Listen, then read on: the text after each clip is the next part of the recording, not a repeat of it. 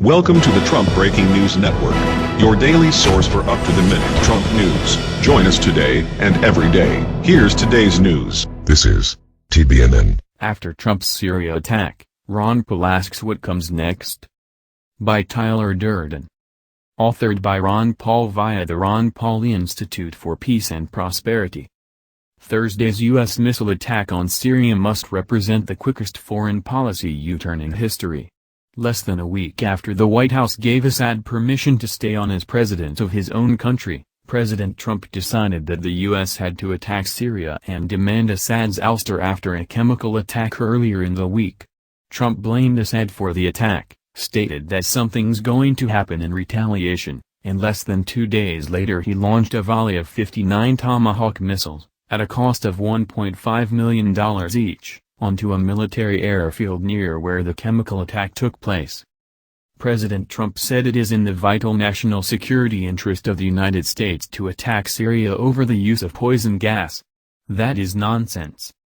Even if what Trump claims about the gas attack is true, and we've seen no evidence that it is, there is nothing about an isolated incident of inhuman cruelty thousands of miles from our borders that is in our vital national security interest.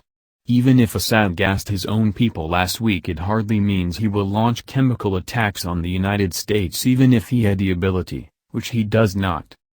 From the moment the chemical attack was blamed on Assad, however, I expressed my doubts about the claims. It simply makes no sense for Assad to attack civilians with a chemical weapon just as he is winning his war against ISIS and al-qaeda and has been told by the U.S. that it no longer seeks regime change. On the verge of victory, he commits a suicidal act to no strategic or tactical military advantage? More likely the gas attack was a false flag by the rebels, or perhaps even by our CIA, as a last-ditch effort to forestall a rebel defeat in the 6-year war. Would the neocons and the mainstream media lie to us about what happened last week in Syria? Of course they would. They lied us into attacking Iraq, they lied us into attacking Gaddafi, they lied us into seeking regime change in Syria in the first place. We should always assume they are lying. Who benefits from the U.S. attack on Syria?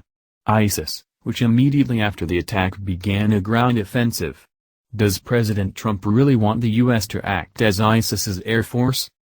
The gas attack, which took some 70 civilian lives, was horrible and must be condemned. But we must also remember that U.S. bombs in Syria have killed hundreds of civilians. Just recently, U.S. bombs killed 300 Iraqi civilians in one strike. Does it really make a difference if you are killed by poison gas or by a U.S. missile? What's next for President Trump in Syria? Russia has not backed down from its claim that the poison gas leaked as a result of a conventional Syrian bomb on an ISIS chemical weapons factory. Moscow claims it is determined to defend its ally, Syria. Will Trump unilaterally declare a no-fly zone in parts of Syria and attempt to prevent Russian air traffic? Some suggest this is his next move. It is one that carries a great danger of igniting World War III. Donald Trump's attack on Syria was clearly illegal. However, Congress shows no interest in reining in this out-of-control president. We should fear any U.S. escalation and must demand that our representatives prohibit it. If there ever was a time to flood the Capitol Hill switchboard demanding an end to U.S. military action in Syria, it is now. That's the news. Join us here every day. Be sure to subscribe and click the bell. See you next time. This is TBNN.